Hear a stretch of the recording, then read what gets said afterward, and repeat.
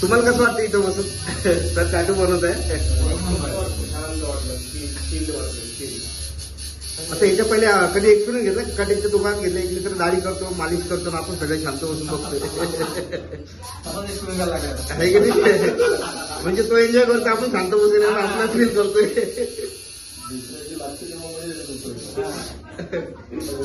नाही एक्सपिरियन्स वेगळा आहे, मालिशचा एक्सपिरियन्स वेगळा असतो.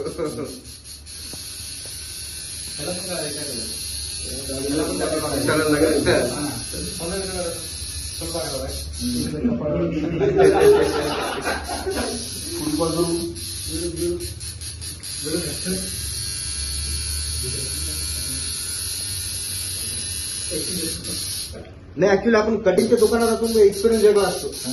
तो मालिश करतो, दाढी करतो, फेशियल करतो, आपण बसून बघत असतो. इथं एक्सपिरियन्स वेगळा आहे.